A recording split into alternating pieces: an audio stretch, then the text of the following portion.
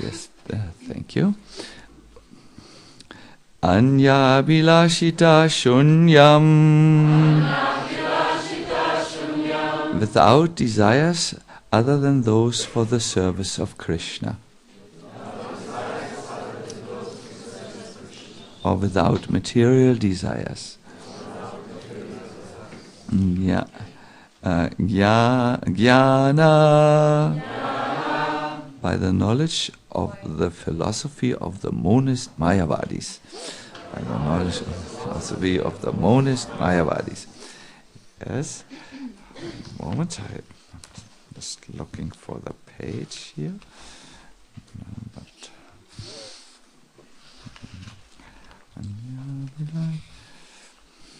Yes. Karma, by fruitive activities. Adi, by artificially practicing detachment. By the mechanical practice of yoga, by studying the Sankhya philosophy, and so on. By the mechanical practices of yoga, by studying the Sankhya. I admit this is a lot to remember. Anavritam, not covered. Anukulyena, favorable. Krishnanushilanam, cultivation of service in relationship to Krishna. Bhakti, Uttama, first class devotional service.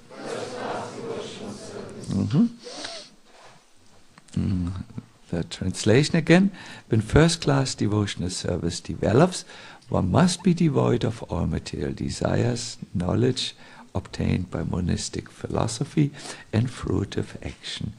The devotee must constantly serve Krishna favorably, as Krishna desires.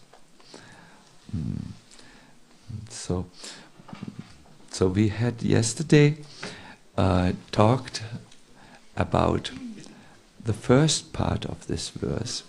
This verse has two parts. The part starting from Anukulyena Krishnanu is describing the Svarupa Lakshanas, the primary characteristics, that is the most, let us say, the essential, there's a grammatical word which I can't remember at the moment, but it's what is talked about. It's bhakti, and then there comes the Anyabhilashita Shunyam part. This is called the Tatashta Lakshana, or the secondary characteristic. It describes and qualifies what is talked about. So the definition of bhakti, and I take this from the second part of the verse, Anukulyena Krishnanu, means that it is that it is for Krishna, and it is Krishnanu means for Krishna, that it is a shilanam. Shilanam means like an activity done with words and mind and speech and so on. And Anukulyena, it is done in a favorable way. That means in a way seeking to give pleasure. It's for your pleasure, my Lord. So today, we defined in the beginning, when we start our bhakti, we can all do that if we consider bhakti a way which brings us to Krishna. We can all start our day and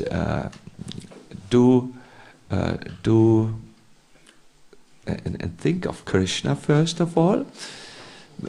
I suggested we think of Krishna that he is someone who is a good Lord, a friendly Lord. I had read to you two qualities from the Nectar of Devotion. Let me see if we can find them. Yes, Krishna loves his devotees. The verse, it's quality 39, and when the devotees love him, he is impressed by this. He's controlled by their love. So we had this yesterday. I would like to be this morning very clear. This is not yet the highest level of bhakti, but it is bhakti as a way, bhakti where we start, bhakti where we still have imperfections, that is, we may still be, to some degree, have some of the bad qualities, or be attached, or, have our stuff, our personal obstacles. But this does not, it's very important, this does not debar anyone, or that's, I think, not the right English word. It doesn't keep anyone away from bhakti. You can start on the road of bhakti by just doing this. I do like very much to repeat to you an example which His Holiness Kadamba Maharaj has given. He said to start bhakti is almost like to start a journey early in the morning. When you go on the road, you don't see left and right, you just see what the headlights show you. That is the part of the road. You miss the nice trees left and right, and the mountains and valleys and rivers. But as you progress on the road, all of a sudden, I think we know this. It's especially, I always start my journey around Brahma Muhurta when it's still dark, because it said travel light and travel early. That is how you travel in a very good, easy way. So you start your road and you just see what is in front of you, and you may see these white lines, tuk tuk tuk tuk tuk tuk tuk, and only when you are a little bit further down the road will you see what is left and right of the road, and see more. So just to start our bhakti, and I thought there's a very good example of Kadamba Kanana Maharaj. He has a way to put things very, very nicely and very nicely understandable for us. It's very helpful. So you can start your bhakti by just having a little bit, let us call it a tunnel vision of bhakti. Just, what is a tunnel vision? What you see when you look in the tunnel, you see a little part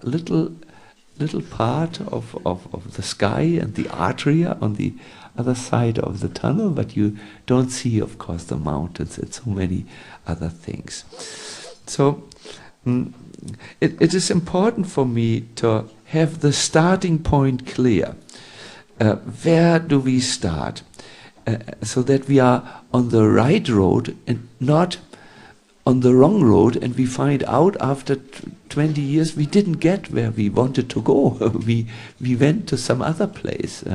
So it is necessary to start at the right point, and if you have missed it, to come back to the right point. Yesterday there was one devotee, very nice Vaishnav, and he came to me. He was clearly moved, and he said, "Thank you very much for this class." And I thought, I don't know if it was a good class. Probably I tried my best, but when I saw that my audience was tired, I became a little bit too German-like, and I offended them by being too intense. He said, "No, I want to thank you." He said, "Why do you want to thank me?" He said, "For the first time I now have a hope. I do understand now what is bhakti. It's very clear to me now, and I will try this." So I want to ask you, have you already tried to implement, or let me say like this, who of you has tried to implement these 3 points today? Oh, that's a good turnout. It's half of the audience. Thank you very much for being willing. So, if I would give a seminar, I would now ask the other half, why didn't you try it? But I will save you this morning. I expect also the other half to try it. Why? Because you need to, these things you can only understand if you practice. There are certain things in life, like for instance eating, if I can be so blunt, you will only understand the taste of a preparation if you eat it. You cannot understand it theoretically. For instance, how will you understand from this description what I'm talking about? It talks about, it tastes like a forest with the artery wind over it. What were I talking about? Honey from Dalmatia. Because there's a forested hills. Actually, there's not so much forest. I should say, I didn't give an accurate description. It tastes like rosemary and lavender on hills mixed with the wind of the Adria. One cannot understand from this description, although I think it is a good description of Dalmatian honey. You have to distinguish it from Russian honey. So you have to mention lavender and rosemary, But if I would ask Sharanga Thakur to give you a jug of honey from Dalmatia and you would eat it, you would say, I know now what you were talking about. Lavender and rosemary. I got it, as Hari Prasad would tell us, So these things also, if you just listen to them, it will be very boring for you after some time. You must practice it to get an idea what we are talking about. To get the taste of bhakti, you can't really talk about it. You have to taste it. It's so please, the other half, the passive half, become the active half. Try. Some of you are now, of course, you're now listening. I don't want to give some practice which you can't do at the moment. Fine. So now we will go to the secondary characteristics. I considered what I have talked now very simple subjects.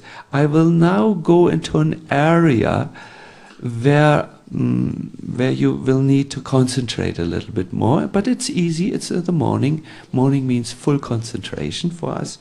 It's not difficult. The Tatashta Lakshana, the secondary characteristics, and it will be little. It's not easy for me to talk about it, so let me offer my obeisances to Prabhupada and hope he will be merciful to me this morning.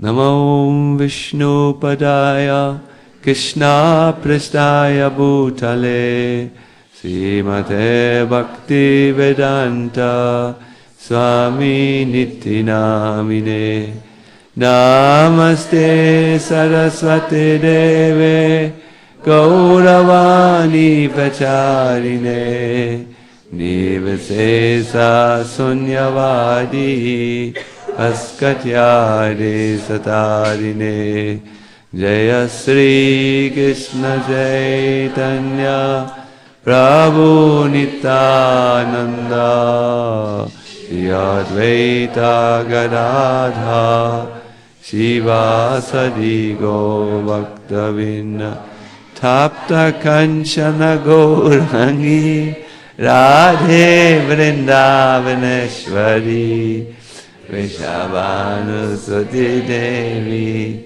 Panamami Hari Priye Hey Krishna Karuna Sindhu Dinabandhu Jagatpate Gopesha Gopika Kanta Radha Kanta Namostude Tapta. Oh, we had this. Sorry. Let us offer obeisances to the devotees. We had already offered. Sorry.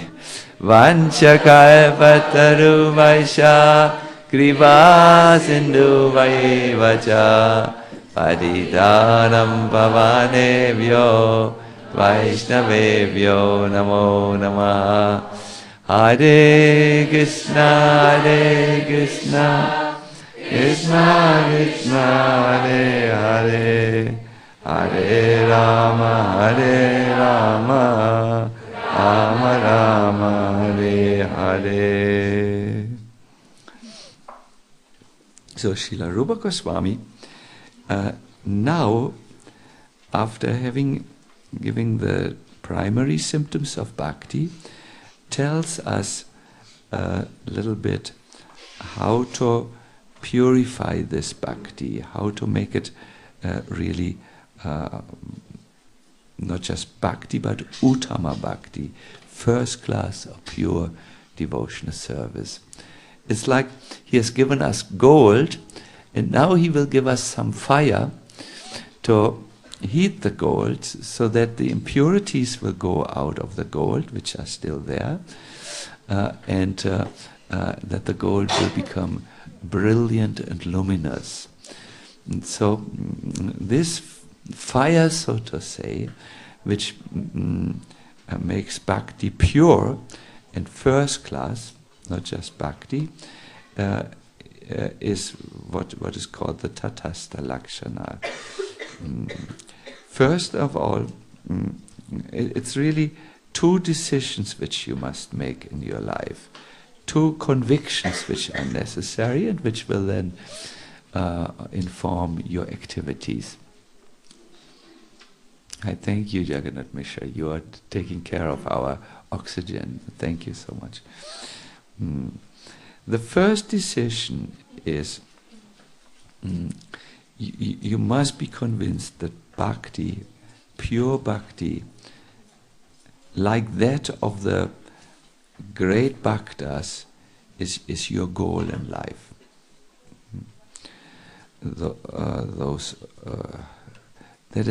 That is important. The verse says here, Anyabilashita shunyam. You shouldn't have other desires. You want this pure bhakti. And jnana kamadyanavritam means you will not cover your endeavor by jnana or by kama. And I would like to discuss each of these 2 points separately so that we will understand. This point might become a little bit challenging for you because I will really dig a little bit in your psychology. So please fasten your seat belts. It needs, this is called training, a training session. We need to be a little bit to the point and not talk around the points.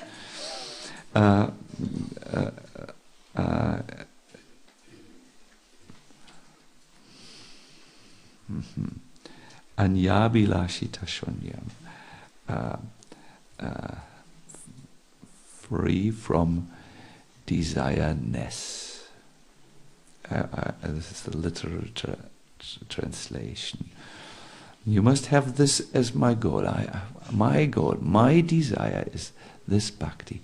I want this bhakti. I'm now still at the beginning stages. I can unfortunately only serve Krishna and remember Krishna and try to please him for a short time, but I'm going for the real thing in my life. I want to learn this eventually, and in order to do this, I do have to become free from my desire-ness.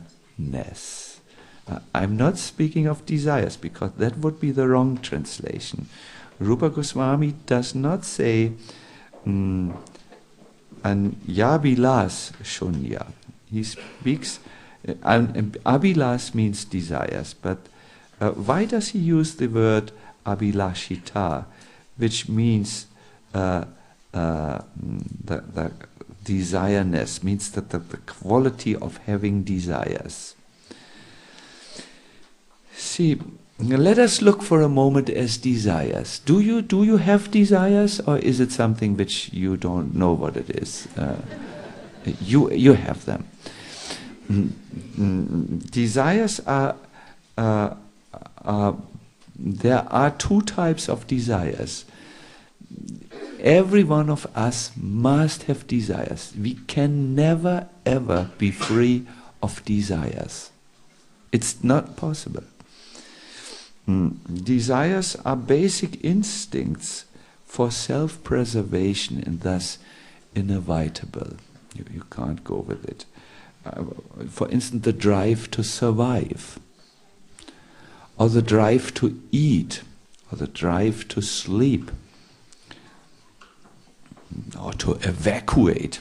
I could give a class, be free from the desire to evacuate, but those who have to evacuate, they will have to run out of the class no matter how interesting it is, because they will say, no, I desire to now go to the WC, it is important, the bathroom, it is first place at the moment, because there will be a drama if I don't do it. Or the desire for security. It will always be with us. It is so basic, it is so instinctual, and so absolutely habitual that you can't do without it. You can't be free of desires. It will never ever be possible. It's an impractical suggestion. So therefore Rupa Goswami doesn't say an yabilashita shunya. He wants to give a practical path. Can you ever give these things up? No, it's not possible. Vishwanath Chakravarti Thakur gives us an example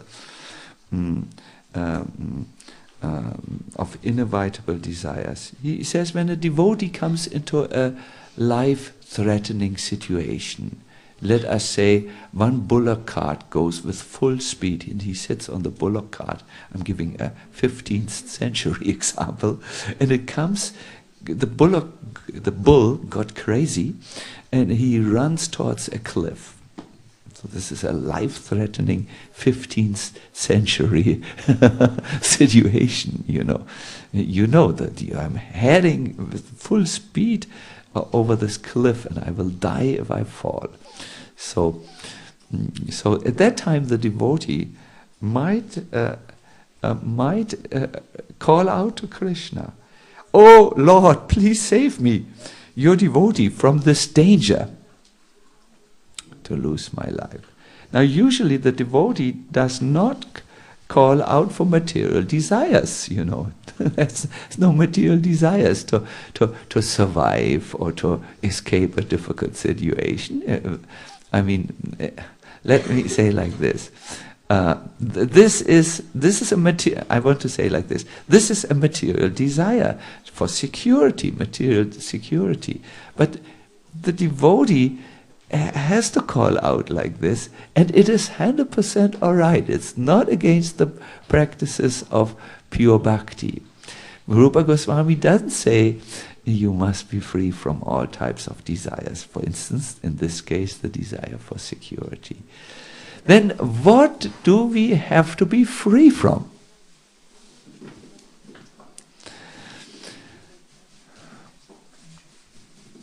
If it's not our desires, but if it is anya bilashita, the quality of the desireless, it means, to translate it in simple English, ulterior motives. This means that even a devotee who still has material desires, if his motive is not ulterior, that is, I want to fulfill my desires through Krishna consciousness, then he's a candidate for Bhakti. I would like to give you an example of what is not all right, what is the ulterior motives. I was driving with our Brishbasi driver to I don't know where, to some, yes, into Delhi, and all of a sudden the Brishbasi driver says, "Maharaj, I have to tell you something." And I said, "Yeah, yes, what?"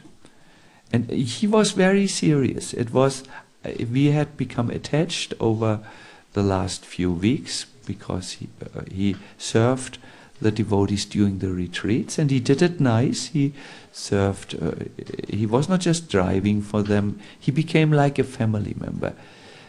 "Don't trust the Indian devotees," he said. I said, "Wow, this is called a Vaishnava Aparat. Can you please tell me, why do you say this?" And he said, "No, only trust the Western devotees." What? What is going on in your mind? And it is interesting. I don't. Please find out what you think about his reasoning. He said the Western devotees have given up everything, money, their culture. Some have given up their families for Krishna.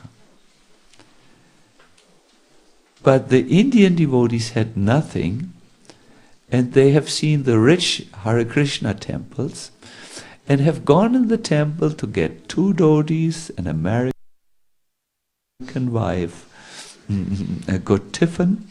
Tiffin means where you can transport enormous quantities of food. The Western devotees are free from ulterior motives, and the Indian devotees are full of ulterior motives. And Rupa Goswami, he's a Vrishbasi, and sometimes they know some verses, not sometimes, often. So he said, I said, "I think your estimation of the Western devotees is too high, and your estimation of the Indian devotees is too low."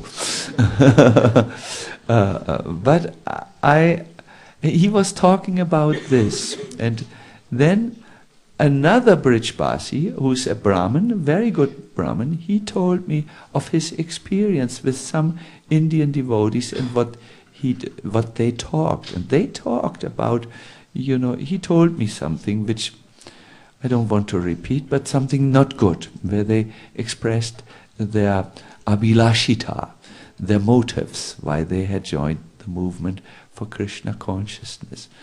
So by the way, I really think this is a simplification. We have wonderful devotees in India. Do you know, in Mayapur, there are about 15 devotees who chant each day 64 rounds for Krishna. And they do full service. I don't think these are not good devotees. They are wonderful, But I just wanted you to hear, and you must know, the people from Uttar Pradesh never like the Bengalis, and the Bengalis never like there's something in India which, as you go deeper into the culture, there are fun jokes about Bengalis, just like you joke here in the Balkans about the people of Montenegro. You say, why does a Montenegro person always have a chair next to his bed? And the joke goes like this: when he is, because when he gets up from sleeping, he might have to take a little pause and recover and sit on the chair. This is how you joke. This is an intercultural joke, Or we have the Ostfriesenwitze, we joke about the people from North northwest of Germany.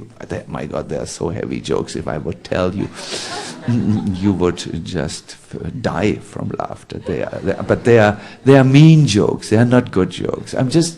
I have seen devotees from Montenegro. They are extremely determined, and they never think of their own welfare, and they just do seva, seva, seva. Yes, but I'm saying these are. So in India, the same thing goes on. They joke about people from other provinces, and when someone says something about this, you have to take it with a breeze of salt. My point here is, Rupa Goswami speaks about the quality of your desires. You have to give up that type of quality where you enter the path of bhakti, and you don't want to attain bhakti for Krishna, but you just have other ulterior motives. And he speaks about these motives as where it gets in a little time. But I would like to first of all say, it is not bad to have desires. It is not forbidden to have desires on the path of bhakti. Desires will be always there. You don't have to give it up. And of course, according to your level of development, the way you are, you have certain desires. For instance, some of you may think, I must go to that ultimate fight show where Mirko is fighting against Remo, to the ultimate end. There is some posters there available on the thing, and that means maybe you have stored aggressions in you, some aggressions, and you like some fighting. You yourself don't want to do it, at least not in body, only with words, and then you want to go to this ultimate fight and see it. It is a certain development which brings your desires. Others have other desires. But if these desires which you have and which will be purified as you go on the process of bhakti, do not become ulterior motives that you are here to enjoy bhakti for your own purposes, to become rich, or to, I don't know, to... I don't want to give examples of very bad things which you could do. Then it's no problem. Krishna speaks about this. And I want to talk about this to encourage you, because sometimes we hear, you have to be pure, pure, pure, pure. And we go like, this is too much. This is not for me, And you stop endeavoring because you think from the start, I will never make it. I want to give you examples. Krishna speaks about his devotees, and he speaks about those devotees who are still have desires. He says, Apichet sudaracharo bhajate mang ananyabhag. Even if one commits the most abominable action, if he is engaged in devotional service, he is to be considered saintly because he is properly situated in his determination. He speaks about a new person who's on the road of bhakti, who has done something, something really... Do you know the word abominable, what it means in your language? Who can translate abominable? Odvratno. Oh, that sounds already abominable. Odvratno. Oh my God, this makes you shudder. But even if someone does, Krishna says, if he is on that path of bhakti, he is to be considered saintly. In 1 or 2 days he will be saintly. He will give up this because the bhakti is so powerful, it will purify him. But this means he has to be on the right path. He has to do something with his body, his words and his mind for Krishna to give him pleasure. Otherwise it doesn't work. He will not be purified. He will be always a new man. And so on. The Bhagavatam talks also about a devotee who has still desires, who is not free from desires, and it gives encouragement to such a devotee, and it says, no problem, you can do bhakti, and the end will be glorious for you. It says, Jata Shato Mat Jata Shado Matkatashu Nirvina Sarvakaramasu Veda Dukatmakan Kaman Parijage Pyanishvara Tato Bhajeta Mang Prita Shadhalur Tridanishchaya Yoshamanas Chatan Kamang Dukodakang Sagarhayang. Now, Krishna speaks. He says, Uddhava, if someone has awakened faith in the narrations of my glories, and he is disgusted with all material activities, he knows this is not good, this is not good. And if he knows that all sense gratification will lead to misery, he has seen this. But still, he is unable to renounce all sense enjoyment. No problem. My devotee should remain happy and worship me with great faith and conviction. Even though he is sometimes engaged in sense enjoyment, he slips it, he blows it. He goes to Mirko and Remo, or looks at Mirko and Remo, getting like at themselves and hurting themselves, My devotee knows that all sense gratification leads to a miserable result, and he sincerely repents such activities. This is from the Bhagavatam, 11th canto, chapter 20, verses 27 to 28. 11, 20, 27 to 28. Krishna encourages us, says us. He gives a further illustration to what he said in the Gita, that if he's on the right path, he is to be considered saintly. And here he describes what is still, clouding his devotees. It's the desire to enjoy his senses separately, and he's really he's doing it. But he should not despair. At the beginning, it's still natural, but he should stay on the path. He should have this decision, shraddha, this conviction. It's called Drita Nishchaya. Bhakti is my goal. Bhakti is my goal. I have a goal. I will get not bhakti. Pure bhakti, uttama bhakti is my goal. It's my goal. It indicates that a devotee on this stage has some faith in Krishna, no? And wants to reach him. Thus he thinks. Now Vishwanath Chakravarti Thakur will go into the psychology of such a devotee, and I feel he speaks directly to my heart. I can pray like this. He says how he thinks. And try to see if you can identify with this. By my previous shameful life, my heart is polluted with many illusory attachments. I was a little bit materialistic before I came to Krishna consciousness. And I did things which are not to be revealed in the association of Vaishnavas. So therefore I still have these sanskaras, these impressions.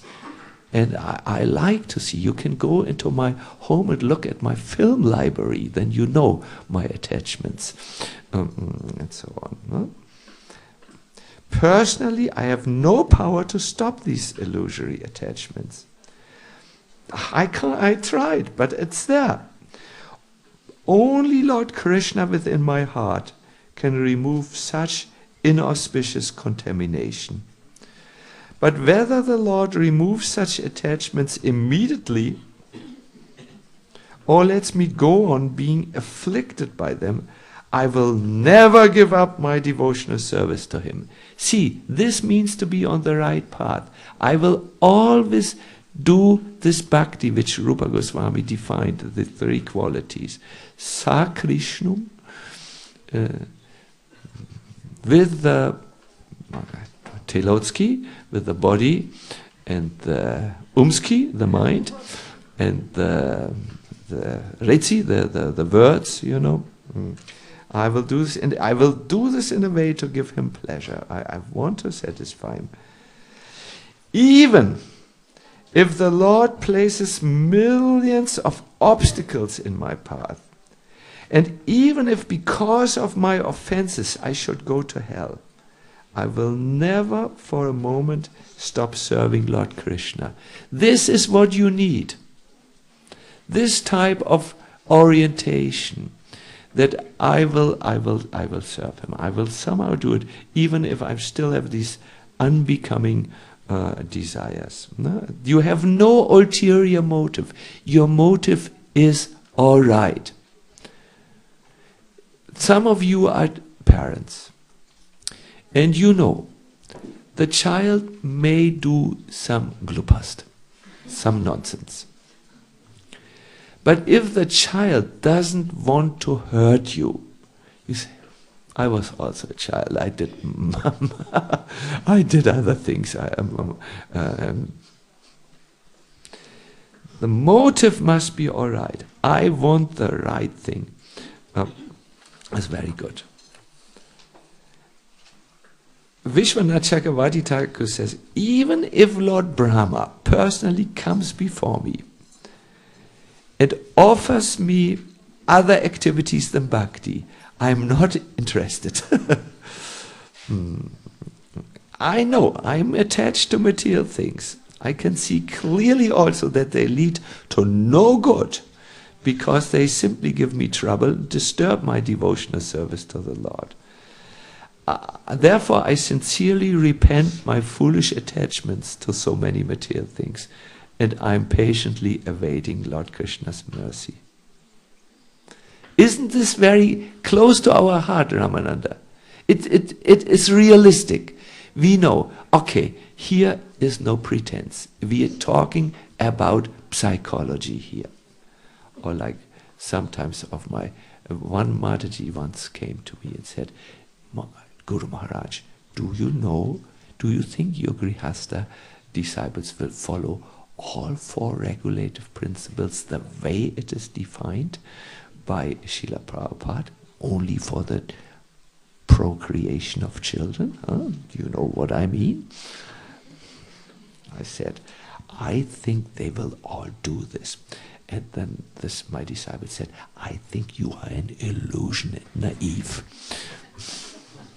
I said, let me be naive, it's all right.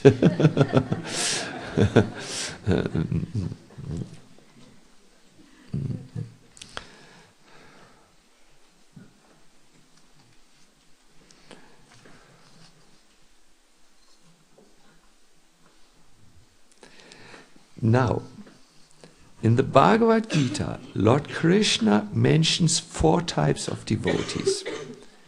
3 of these 4 are full of material desires. Who remembers them? These type of devotees. Those who are distressed and want to solve their distress. Those who look for money. And those who are curious. Yeah, is that curious? No? Inquisitive. Huh? Yes, they just, I want to find out these Hare Krishnas, what they do, what it's all about.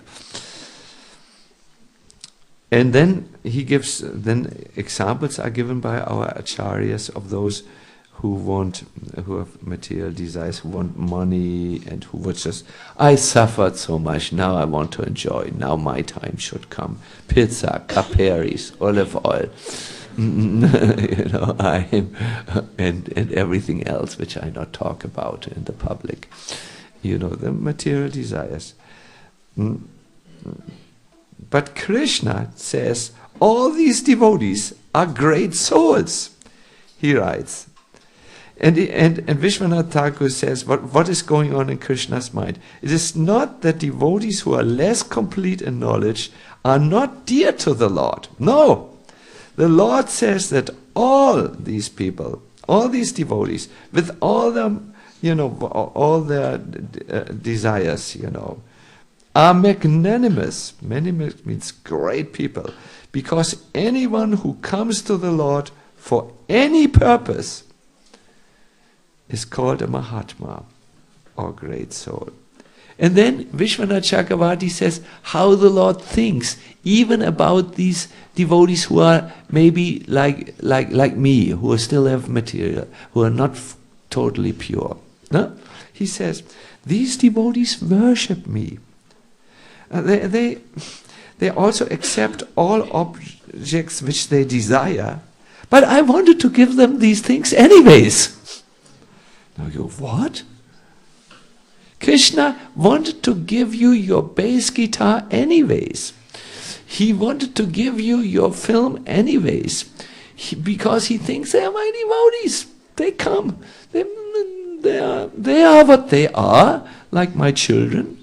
He's really like a father. When the father sees his boy wants a new tractor, and he wants it so much, and the tractor, can't you get something more attractive, please, than a tractor? And he sees my child wants a tractor, father, tractor. The other boy from the neighborhood has a tractor. I also want a tractor. Oh, tractor, anything. Something healthy to eat, biological. No, tractor. Some nice dress which you can go and play. No, tractor. What is a tractor? They're so expensive. No, plastic tractor.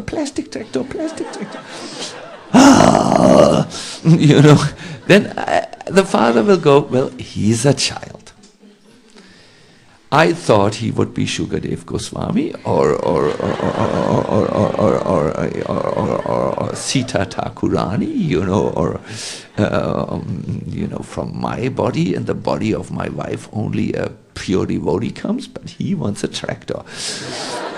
All right, let's give Devi, let's go and buy a good tractor, better than the neighbor tractor. So Krishna also thinks like this. These are young devotees, little newcomers, but they are on the path and they want really bhakti. That is something which is still there, passing clouds, it will go. So he says, I'm affectionate to all devotees and I like to give them generously.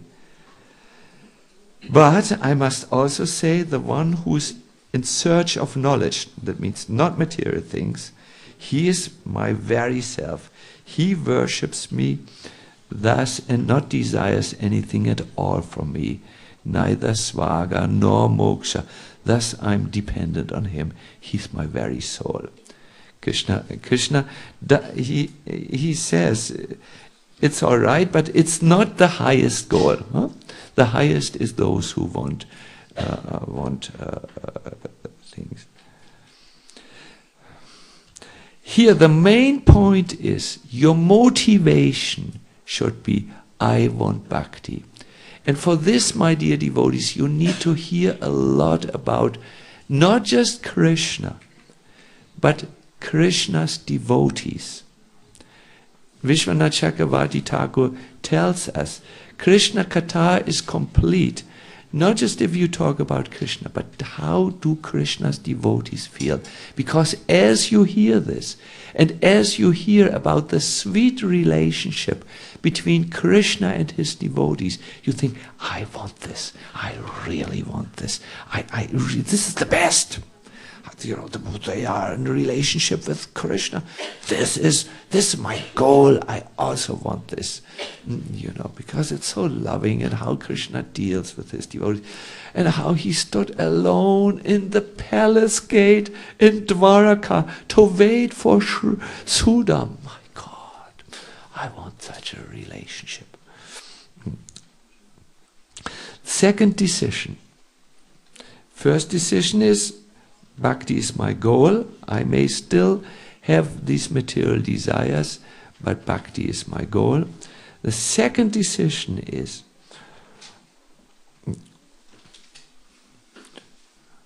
kann ich dir helfen? It's okay? Good. The second decision is, nothing else is required except for Bhakti.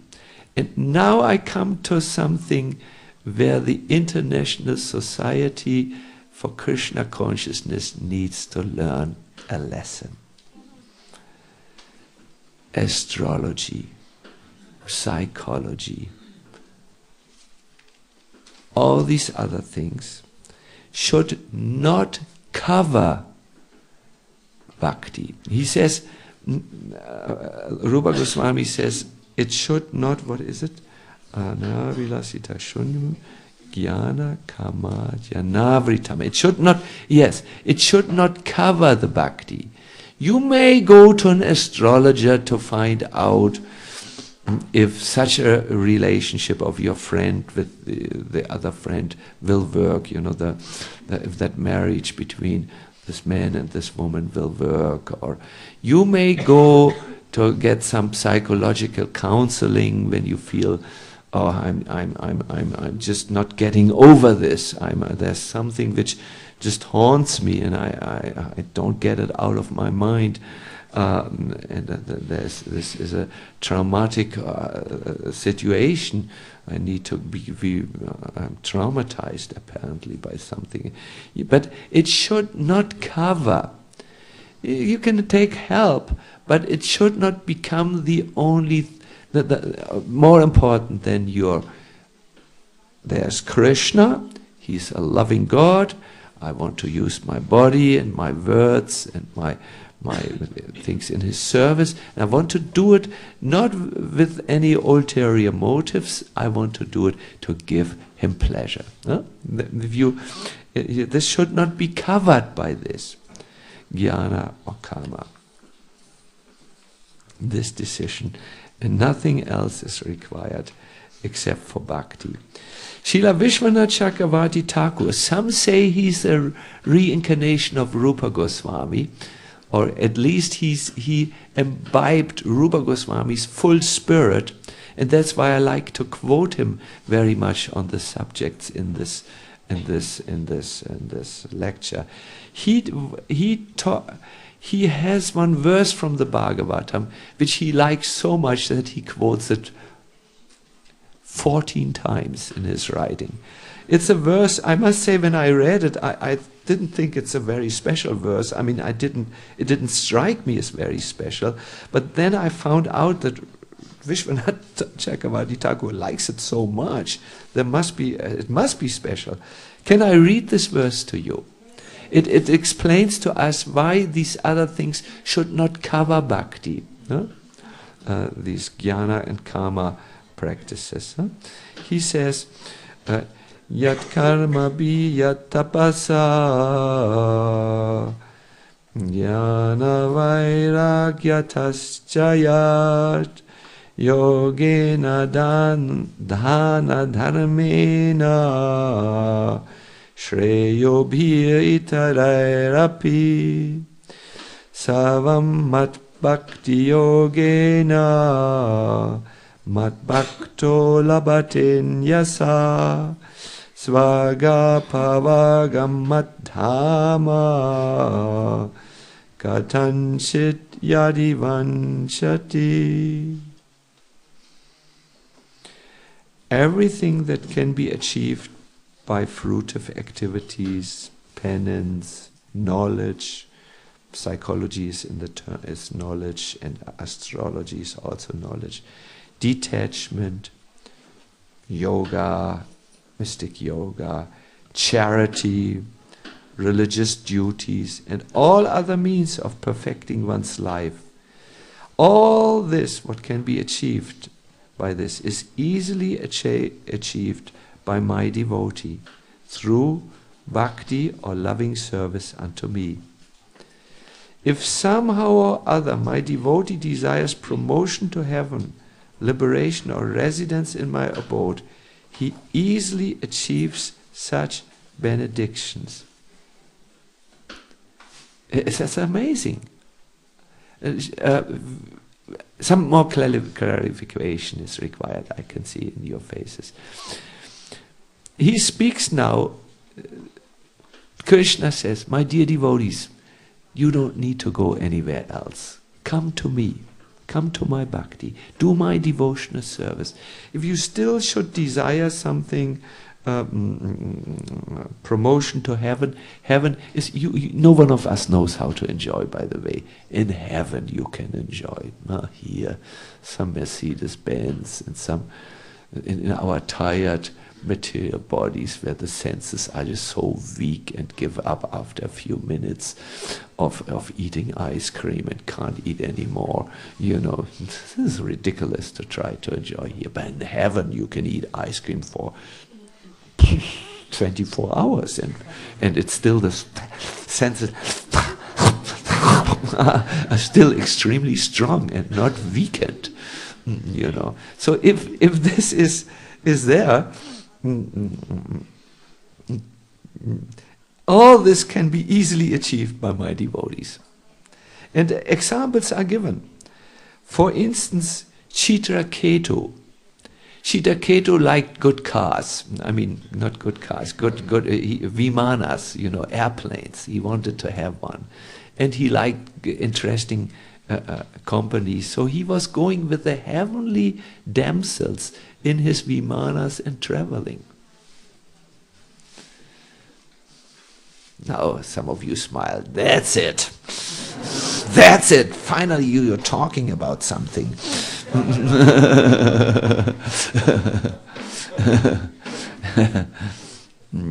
That was on the side still. And he got this. Or Vishwanath Thakur gives the example, Shukadev Goswami, he wanted to be free from all entanglement in the illusory potency of the Lord. He wanted to be the super renounced brahmachari. Huh? And Krishna gave it to him. Liberation from all Maya. In other words, if Krishna, Vishwanath says, sees some small attachments in the hearts of his devotees, he may fulfill them. But he also says, intelligent devotees, they are dedicated completely to me alone, and they do not desire liberation and all these other things, even if I offer to them. He doesn't doesn't give any doubts. It's not the highest level. But he says, it doesn't stop you from being my devotee, provided, I have to repeat it, I will repeat it about 100 times in this lecture, you understand what is bhakti and you do bhakti, and you have the goal to attain pure bhakti, and you are not covering this by thinking other things are more important, which are in the jnana and karma situation. Hare Krishna. My dear devotees, I find that in our ISKCON theology, practical theology, we have gotten this wrong. We have started with renunciation. You must renounce, you must renounce, you must renounce. It's someone in some countries, if a devotee has hair and comes into the temple, everyone points at him, Maya, Maya, Maya, Maya. Or just to have a beard, Someone desires to have a beard for some reason, that it feels very nice to have a good, strong beard, then Maya, you cannot be a devotee. And many have given up the path because of this. It's not the point of bhakti. It's not Krishna's point. It's not the Acharya's point. It's a point of a movement who wants to somehow understand things from their perspective, who may also be a little judgmental and not be open to and not humanly realistic.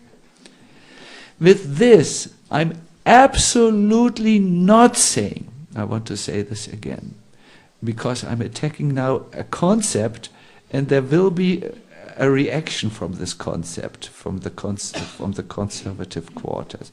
I'm not saying that these attachments should go on. They have nothing to do with bhakti. It's not that it's bhakti to have a beard, and we have some movements. Now I should not criticize it, but some movement, there's one movement, everyone needs to have a beard, otherwise it's not socially accepted. In ISKCON, everyone does, and no one should have a beard, so there's a counter beard movement, Hare Krishna, very advanced Raganugis.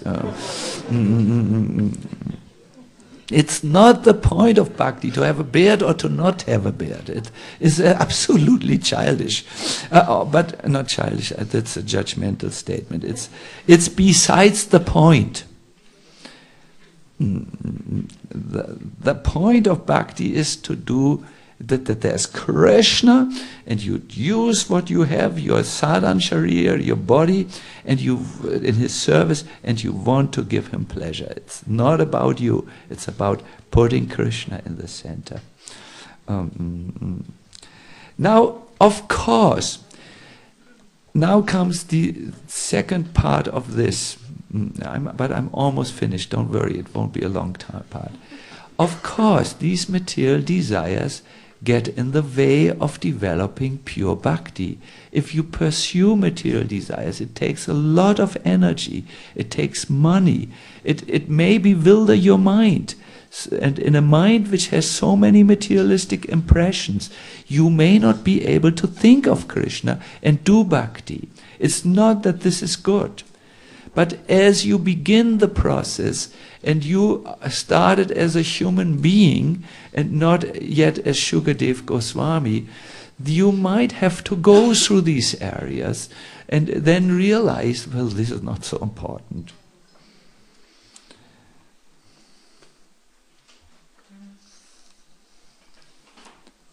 My question to you is now, how do you become free of material desires? I think it's very important. Or you just said it's all right to have material. It is normal, and you can still do bhakti, but these material desires can develop into their karmic reactions to some of them. All of them. When you look a movie, it's in your head and in your hair for some time. Or if you break the principles, there is a reaction. It's not that this is. So let us now talk about, is there a way to become free of material desires? I want to hear practical answers.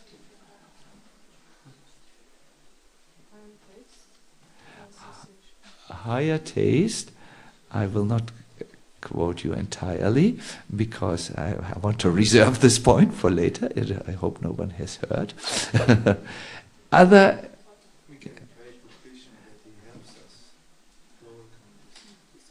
Yeah. How will you pray? Will you do it like Augustinus? My Lord, please free me from the desires, but not just now.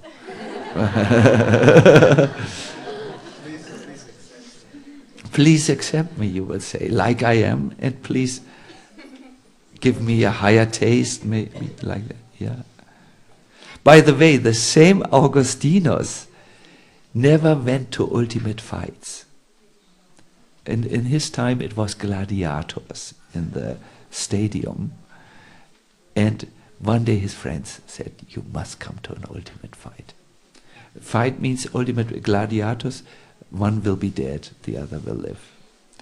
Or in rare cases, you could, the one who lost the fight could also be begnadigt. What do you say, begnadigt? He could be given life. No? Very terrible, very brutal. So he said, I don't want to go. So he went. No, then his friend said, it's very good. It's it's some entertainment, and you are not hurt. Only the guys are hurting themselves. It's a good diversion, and we are all aggressive people, and sometimes it helps you to see this. And Augustine said, no, it's too brutal. It's like I'm not an animal. But then his friends said, and he sat there, and he had his cloth down. He went along with his friends, but he didn't want to see how they were, going with knives and putting them into the bodies and so on.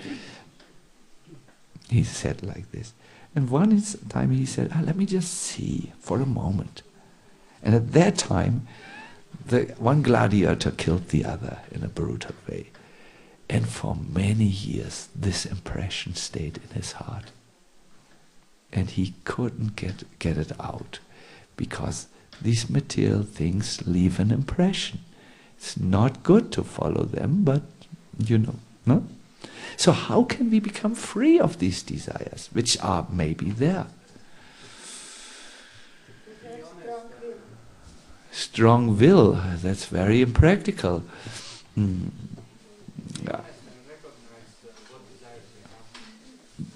That's enough to become free? Start. Starting is you look what is there. Because if you don't look what is there, it will still be there. We must cultivate new wishes. How do you do this? We have to increase our attachment to Krishna. Increase our attachment to Krishna. You are still going in circles in your argument. We are looking that everyone wants, but the desires are there. So if you tell them, you just do what you want. That is Krishna conscious and attachment to Krishna. How will it help me to become free of what I don't want? Do you follow my? Are you still there? Yeah. It's a nice project, and maybe it works for you, Mandaleshwari. Yes. Meaningful peer association. So when they're also having different desires to please Krishna, and then similarly. Here an interesting point comes in. We need to have something outside of us. The association with devotees who are sincere, who want to serve Krishna. Mm-hmm.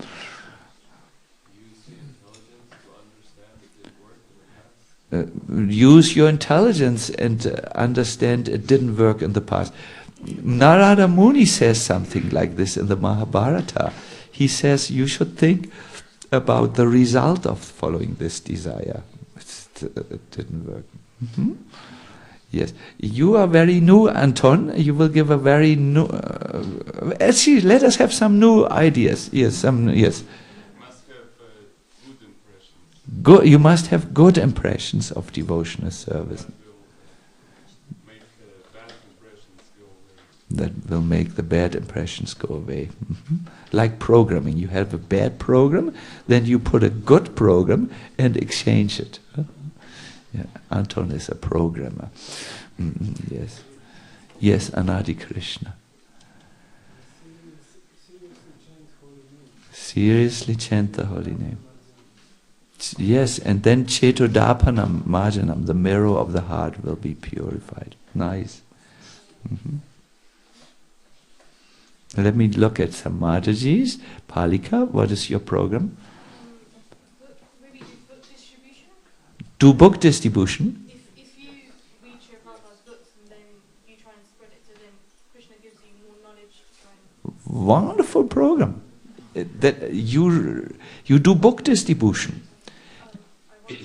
No. I'm saying I didn't mean it. I said it wrongly. But Palika says, let's go on book distribution, but she gives a reason for this. She says, you are reading the knowledge, and then you're distributing the knowledge, and when you distribute knowledge, it increases in you. A very intelligent plan. Oh my God, I never saw it like this, Palika.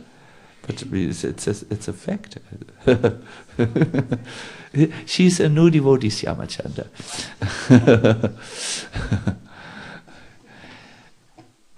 Marayanti, practical program, yes? Go to Vrindavan. We love the renunciation that loves us, and then slowly we are giving up from the things. Yeah. I think so, that only by love. A wonderful program.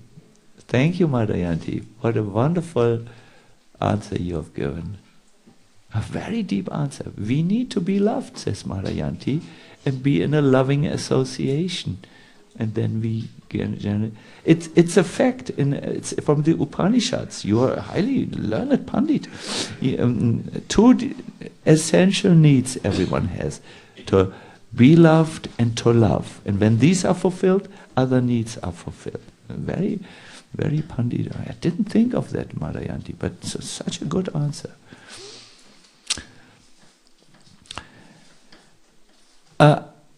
I thank all of you. I see there's some more thinking is going on, and you have some answers to this.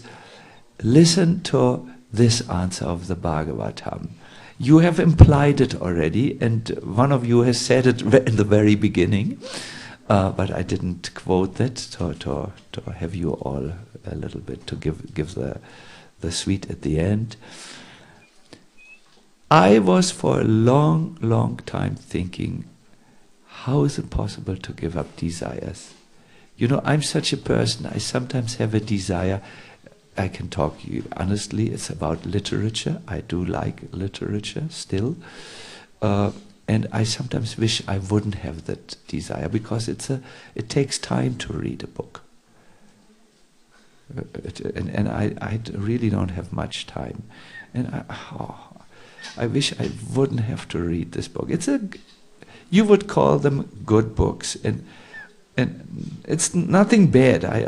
You know, my birthday comes, and I should not, destroy all your good opinions about me, so that you can't celebrate. It's just like I like to learn now from Nelson Mandela. How could he give up the spirit of taking revenge? So I'm reading the long journey to freedom, because you cannot imagine the black people in Africa were so suppressed, and the natural reaction was to now become the spear of the African spirit. You know, in other words, get weapons and kill the white people.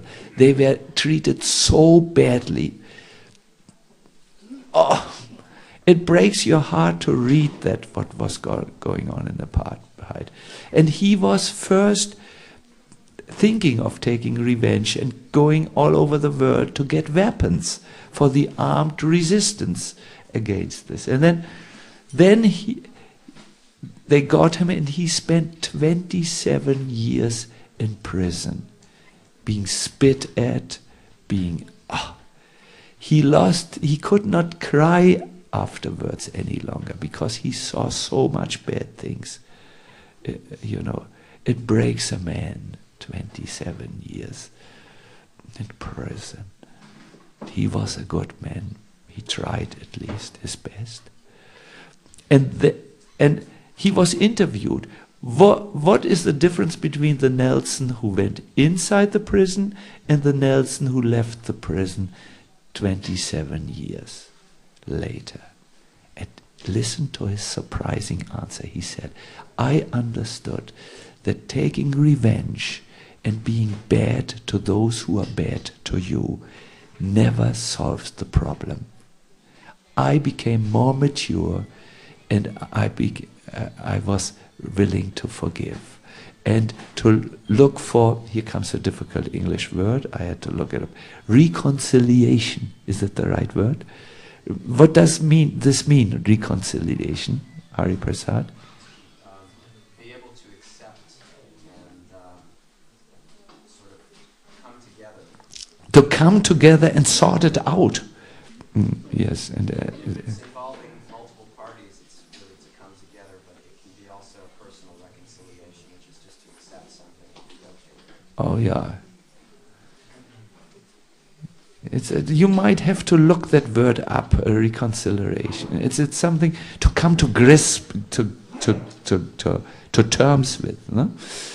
But violence is not a solution. You know. So that was amazing. So I'm interested, how did his transformation work? So I'm reading, but I wish, then I ordered it, and it was such a big book. I said, oh no, why not such a small book? Can you not say it in the, oh. You know. It's within the realm of Krishna consciousness, don't worry, but what to do? I'm a little intellect. I don't think I'm intellectual. I'm curious, and then I'm reading. It's a material desire. But how does this ever change? I'm asking myself. Manisha, what is your program? How do desires change? Amrita Kelly. I'm really difficult for this question. Difficult. Better not ask. Yes. Here comes the answer from the Shastras. Sangha. Association somehow gets into the heart and purifies the desires and the orientation in your life. This is how we are. We respond to association. And this is what the Bhagavatam says as an answer. Uddhava, says Krishna, only by associating with my devotees can one destroy material attachment and attain me. This is a very, very important process. And Krishna gives examples to Uddhava. Prahlad Maharaj, he said, had the association of Narada Muni. And in the womb, he became a pure devotee. Vivashwan, the brother of who? Ravan. Oof, Ravan. He makes the whole world cry. He is so cruel. Had association with whom? It's difficult. Hanuman. Hanuman came and visited him, and Vibhishan, wow, I become a devotee. Maya Danava, it's an asura, had to build an assembly hall for the Pandavas and often conversed with Yudhishthira. Maharaj became a devotee. Then there were some wives of the Brahmanas in Braj, and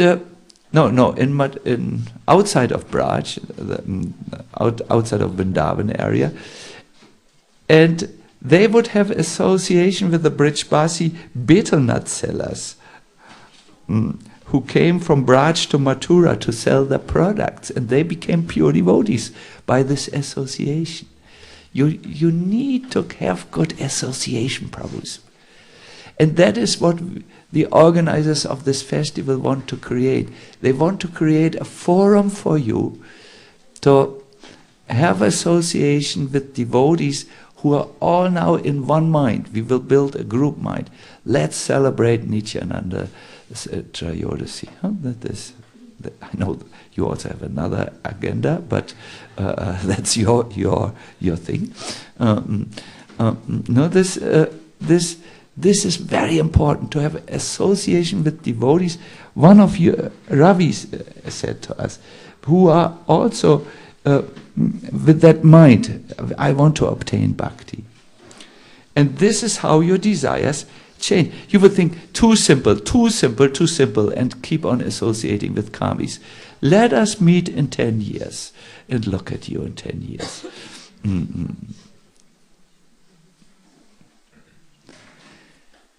It is something which is difficult to understand because you can't see how the energy from one heart goes into your heart. It's not, you can't see it with your eyes. You can only see, my God, I was in Vrindavan, I had association with all the devotees, and I don't like this Western style of living.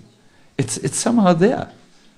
Something has changed with me. I don't know what it is, but I'm changing. Prabhupada said he made this movement for this purpose, so that we can have association. Let us not ruin this movement by, bringing politics into it or ulterior motives and so on, and then it won't work. Hare Krishna. I'm sorry I was a little long, but I will stop here now. Do you have any quick questions?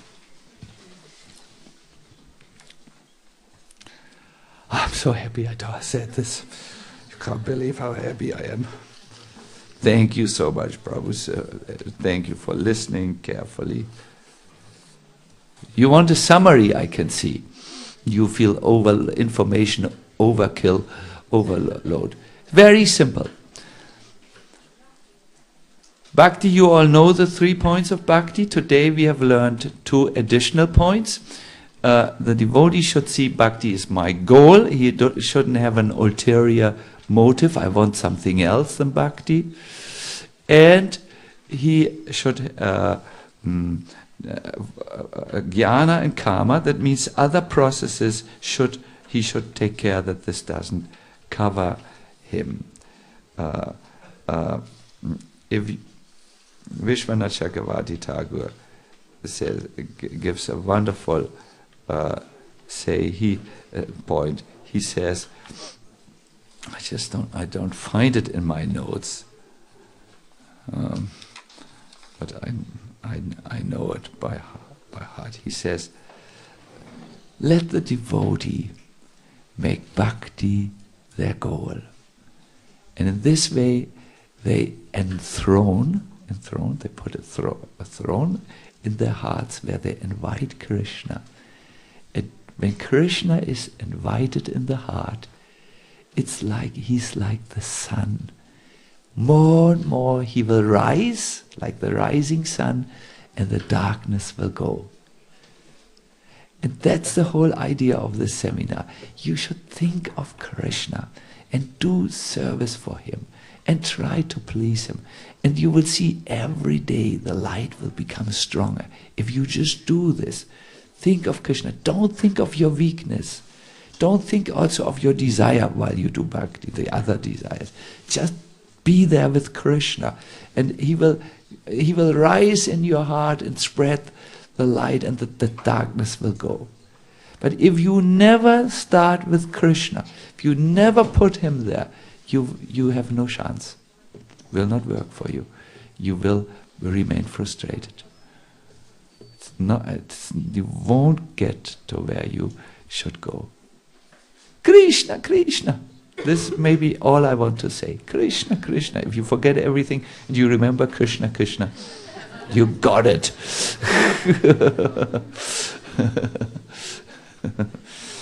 Krishna. Dobro, any questions? We have always the same devotees, but they are philosophical devotees. Gaur Govinda, you will have the first card. And then Peter Gustafsson. Yeah. Hare Krishna, Guru Maharaj. Hare Krishna, Govinda. Can you tell us how we hear that bhakti is in our heart, and that bhakti comes in our heart from devotees? So which is it? Yeah. Can you explain to us a little bit? Hope you wouldn't. If you go to some places in Vrindavan, you will have two parties who fight with each other on this question. It's a difficult question. Oh, Govinda. To answer this question, Govinda, can you ask me this question at another time, please? It's not. I will lose the point of this lecture. But it's a good question. It must be asked. In short, both.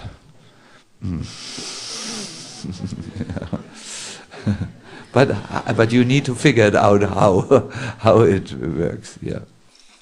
Hare Krishna. Yeah. Peter. How do we know that what we are doing, our activity, is actually pleasing Krishna and not maybe our speculation? For example, if we have two choices, both could please Krishna, maybe we choose the one that pleases us more. Would you like to hear Prabhupada's answer to this question? Of course you can't say no. He says, the criterion, if something is bhakti or not, is that a devotee must know what Krishna wants him to do. Must know this, what he wants him to do. This understanding can be achieved through intense speculation. No, I'm sorry. I'm sorry. I'm really sorry. I just lost the line here. This understanding what Krishna wants him to do, you can just think honestly, what do you want to do? And then think, this is what Krishna wants. Oh, sorry, I'm already... I'm joking too, because, so let me tell now what it is. But listen, maybe I tell you the wrong thing and you have to find it out. The criterion is that a devotee must know what Krishna wants him to do. This understanding can be achieved through the medium of a spiritual master, who is a bona fide representative of Krishna. Without accepting a bona fide spiritual master coming in the disciplic succession, one cannot find out the real purpose of devotional service.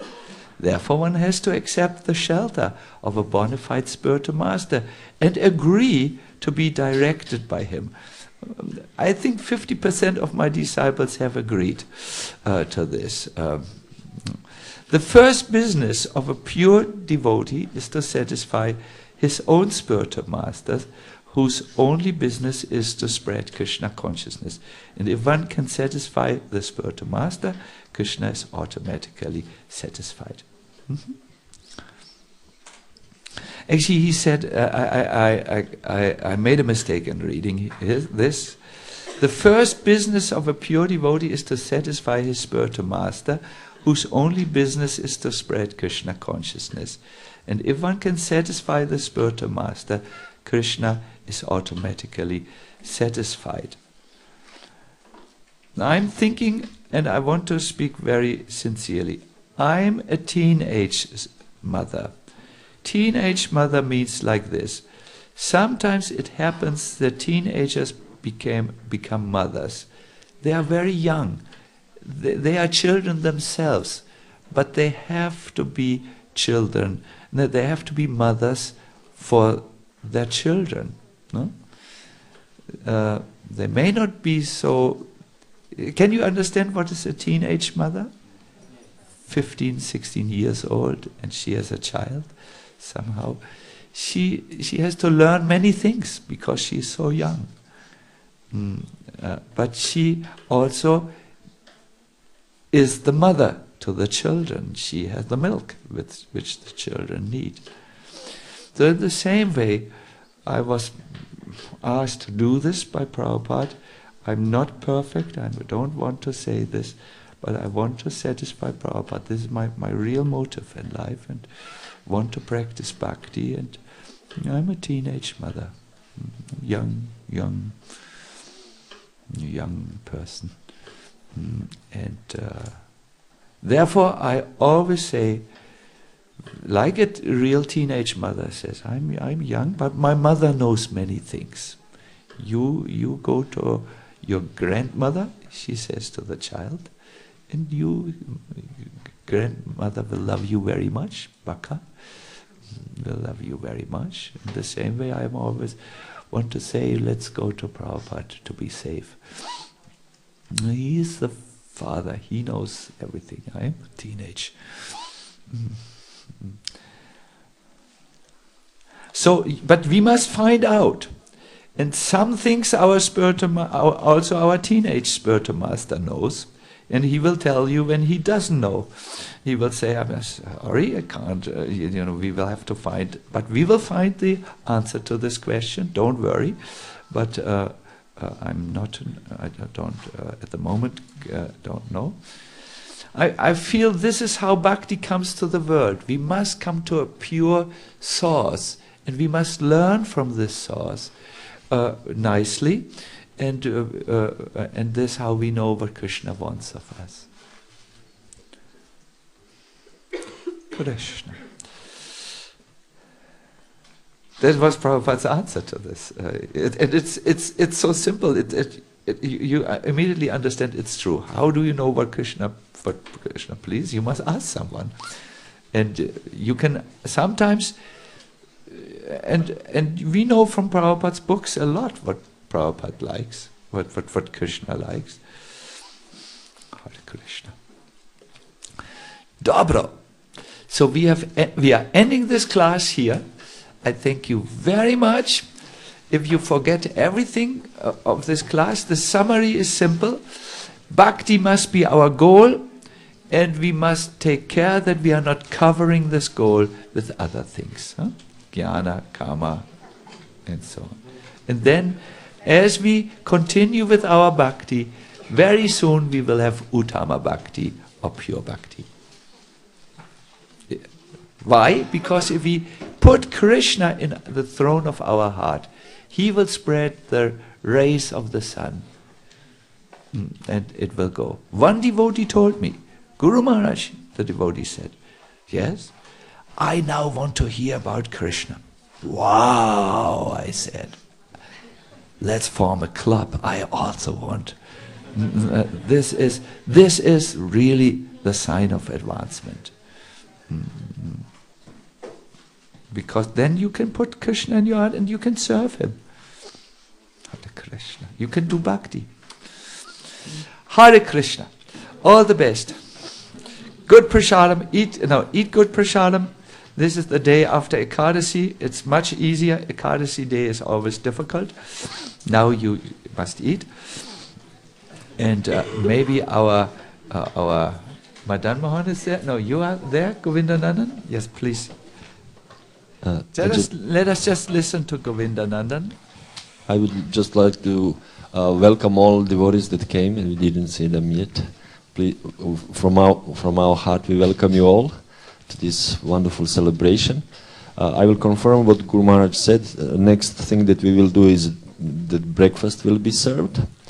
And we ask drivers who drive devotees to the